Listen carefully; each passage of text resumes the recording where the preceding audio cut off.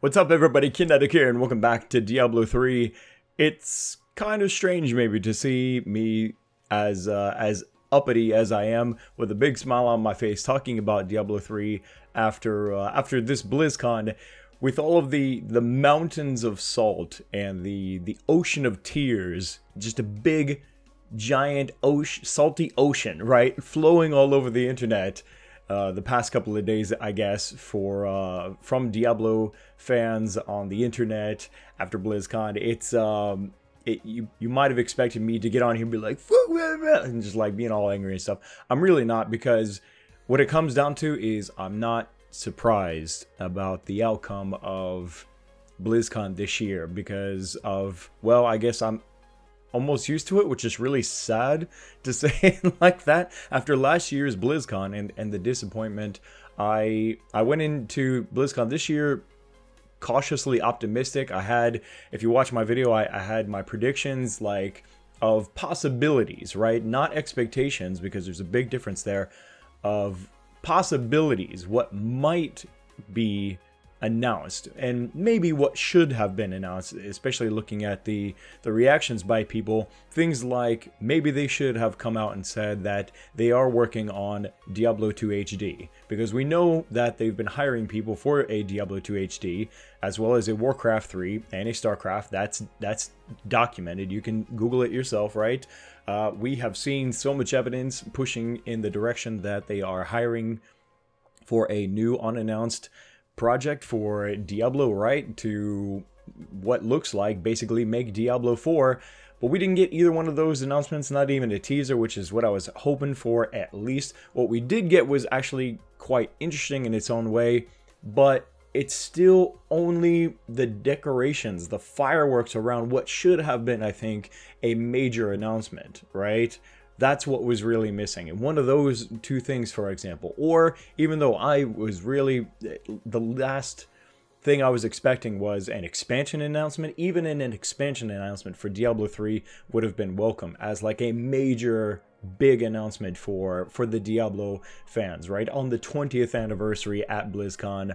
That's one of those things would have been amazing. What we did get is kind of cool, and I'm going to talk about that.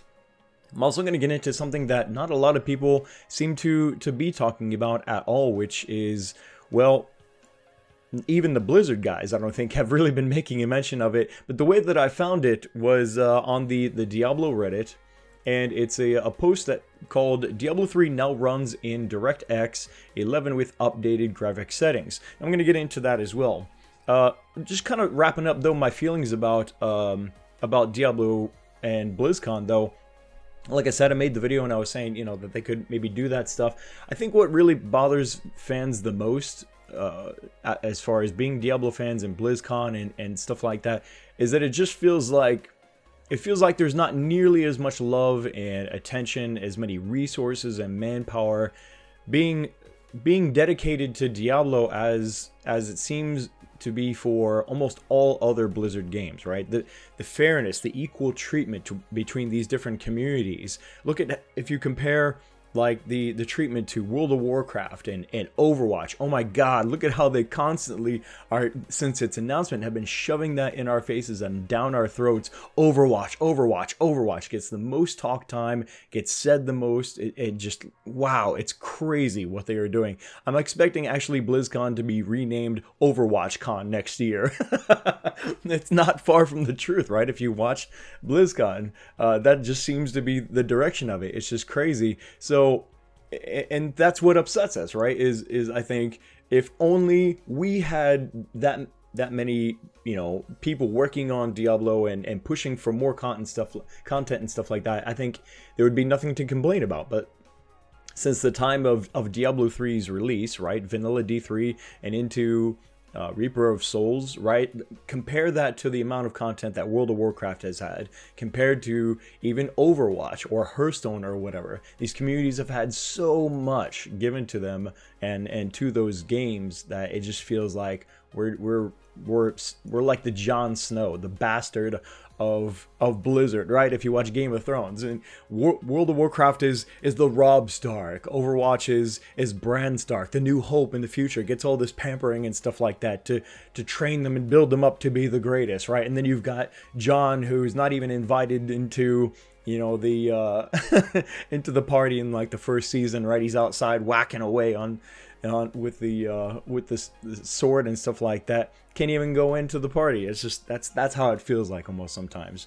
But I still truly believe that there must be something. It seems like what they're doing, right? You look at all this stuff, you look at the new Necromancer class, Anniversary Dungeon and stuff like that. They are trying, the men actually working on this game are trying the best they can with what they have left to be able to deliver something to Diablo fans. I have so much respect for all the guys that are left working on the team, that have been working on the team, all the support that they have around them, the community managers and stuff like that, all over social media and stuff like that. I salute you. You're fantastic.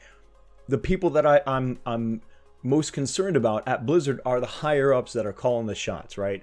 That are directing the resources and the manpower and stuff like that to give more games more attention and you know, more content, while Diablo seems to just get left behind, right? We've known, for example, that they pulled people off of the Diablo 3 team to go work and support Legion in the release of that expansion for World of Warcraft. Did those people even ever come back? I mean, hopefully they did come back to, you know, working on Diablo stuff. And hey, if it's not too much to ask, how about some of the Warcraft people? When they've got some free time, why don't you go help out with some other games like Diablo? It surely could help us out a lot. That's just it. You know, I think that's when you see all the salt and the tears and stuff like that around the web, that's the reason for it. It just feels like it's unfair. And I think a lot of that could have been prevented by announcements of things like Diablo 2 HD at the 20th anniversary at BlizzCon, or, you know, more of a hint at Diablo 4 or something like that. It's cool that it's not as dead of a maintenance mode as, you know, some of us were starting to think that it was becoming for Diablo 3. I'm so glad to see all of these future changes, the anniversary dungeon and stuff like that. But yeah, it is still only you know, party decorations around otherwise what is a an actual party for Diablo. But let's get into it, right? So this thing with Diablo 3 running on DirectX and updated graphics settings, like, kind of like got my attention. I was like, what does that mean? And then I checked the screenshot, and instantly, like, my eyes lit up, and I'm like, oh my god, I remember this is what I saw when I did the video for the console version for Diablo 3, right? The PS4 Ultimate Evil Edition. I did a video of that like over a year ago, and I remember saying so clearly, I was like, this looks so much better than the PC version. It looks so much clearer, crisper, just overall the clarity of the game seemed to have been improved. And I looked through the patch notes, there's no mentioning of it here. Of course, this is only like partial patch notes of, you know, what's going on the PTR and stuff like that. So what I did is I just went ahead and I jumped into the game, right? This is the live version of Diablo 3 as we know it right now, and you know, it is what it is. Now look at the PTR version. Now I can tell the difference instantly, and it's not just the rain, and it's not just the differences in lighting, because I loaded up the live version earlier, and it had the same kind of lightning and rain and stuff like that going for it as well. But look at the difference here. You can clearly see, like, look over here at Hadrig's weapon stand, his cart and stuff like that, the ground textures. Now come over here, it's so different. I really hope that you can see that in your monitors or your smartphone or whatever, because it is seriously there. There is a huge difference. Let's zoom in. Hopefully you can see it better. There's the old live version that we have now, right? Look at the Crusader's armor and stuff like that here. It just kind of looks blurry, right? A bit hazy. And then over here, bam, look at all the lines you can see. It's so much more clearly here. It's really, really fantastic looking. and I'm very happy to see this. Let's look at the option settings. What's different here? Well, what we have is, instead of just a tick box like we have here in live for anti-aliasing, we actually now have a drop-down menu for multi-sampling and multiple options, which is awesome. We also have SSAO, or screen space ambient occlusion, adds contact shadows for dynamic objects, and overall this is the result that we get, is a much clearer looking picture that it reminds me actually of kind of the steps that they've been making over like the past couple of years to improve World of Warcraft's graphics, right? They did very similar kind of more graphical options there, and of course they also did the character model improvements, which I would love to see. I think I made a mention of that before as well in my previous videos. I would love to see improved character models here in Diablo 3. Like, you know, let's give you know, some facial animations or something like that, possibly to Tyrael, or just better looking faces in general for all of the characters, like Erina, for example. The polygon count, let's up that and make it look cool. You might be wondering, like, well, what's the point though? What's the meaning in all of these improvements, you know, for the graphics? Well, it's actually not just the graphics. They're also improving, it seems, the engine itself. A lot of people are reporting that that on the PTR it runs so much better than live does on their PCs, which is great. But again, what's the point if there's no expansion and there's no, you know, real big content updates for Diablo 3? What's the point of that? And I think it just goes right back to that. I think that they're basically just holding us off, right?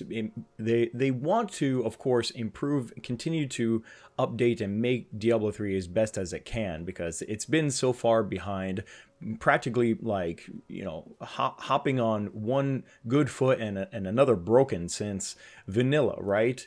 They want to give it all the cool options that they feel the game should have, and to make it a game that when they do finally put it into like the minimal maintenance mode, like Diablo 2, for example, then at least they could say, okay, well, that's a pretty damn good game, and then move on to Diablo 4. That's basically what I think is going on.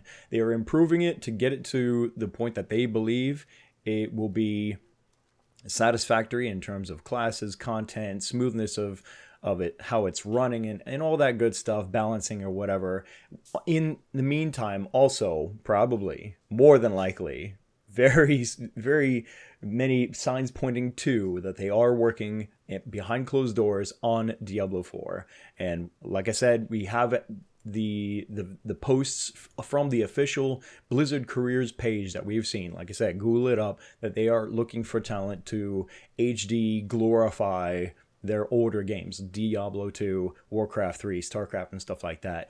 But just not yet, right? Which is a shame that they couldn't at least make those announcements at BlizzCon, but it is what it is. What I'm going to do is I am going to mess around on the PTR. I'm probably going to jump in and try out the, you know what? Screw it. Let's just do it now. Let's just do it now. There's just a little bit of a tease, right? If you haven't seen these yet, and I haven't even tried it yet either, right? But we've got this anniversary dungeon for Diablo 1 built into Diablo 3. Let's give it a try. This isn't it. This is just me killing zombies. So we've got that, and I'm gonna try it out a little bit now, and then definitely show you guys more of it when it goes live. Obviously, we've got the Necromancer coming. It's gonna take a while. They've clearly only just got the foundations of what they can reveal to us for that. It's going to take probably, it seems like another 6 months or something like that before it's ready, but it'll totally be worth the wait, especially for me, because I love Necromancer from Diablo 2. Is my favorite class out of Diablo 2, certainly, and I love pet builds. In fact, I've said before that it was because of Necromancer I fell in love with pet builds. This is crazy. All right, hang on a second. There's something else that I almost forgot to do. Let's re-enable the music. Because, yeah, let's do that. Enter. Oh my god. What? Wow, this is crazy. When I was on vacation very recently, and that's why my voice is so hoarse. Because I went to Knotfest, and then I went to Disneyland. It was a very nice vacation. I finally went back to my hotel. Oh my god! And I watched BlizzCon and watched them kind of show this off a little bit, and it just put a big smile on my face, like it has now. Oh my god! There's this cool. What? You need a strong... Oh, wow. So this is what I mean, right? Like, the guys working on Diablo, right? They are truly dedicated to celebrating the Diablo franchise. This is so freaking cool, man. Oh my god. This is awesome fan service right here. Dudes. It won't open. Died penniless, giving all he had to his neighbors. Okay, so we've got like these little puzzles, it seems, to kind of solve here. This cannot be opened yet. Yeah, every one of these corpses will need to get something while we're here in the glorious Retrovision Diablo 1 to then examine the corpses, and something will happen. Very, very interesting. And this music, man. I've actually been playing Diablo 1 and using the Beelzebub HD mod. I actually kind of threw that in at the end of my my last Diablo 3 video, if you guys saw that in the predictions video, right? I threw in some Diablo 1 HD footage, and this actually kind of feels like that pretty significantly. Actually feels a bit more like Diablo 2 than Diablo 1, but it's still cool. It's still cool. The visual style and the restricted movements, right? Like the old school games. Wow, this is nuts. Okay, I really want to do this, but I don't. Because then I'll totally forget to stop recording and just get lost in this. I'll tell you what, let me just wrap up this video, right? That's pretty much it, right? I wanted to kind of give you a quick impressions of how I feel about, Diablo and Diablo 3 after BlizzCon. Disappointed but not surprised. We still have to wait longer, it seems. I hope I wasn't part of the force that made so many people angry and set up expectations and hype that there would be. I never meant to make it out like there definitely will be. I just felt very strongly like it should be something that Blizzard would do for the 20th anniversary, to talk about Diablo 2 HD, to talk about Diablo 4, something like that. They didn't because they're not ready. Blizzard works in its own, time frames when it's ready, soon-ish, right? All that stuff. But it's cool. There's no doubt more coming. This is awesome. I can't wait to make a video of this for you guys, and that will be coming up very soon. But in the meantime, let me know what your thoughts are down in the comment section below. Click the like button to support these Diablo 3 and retro Diablo 1 videos.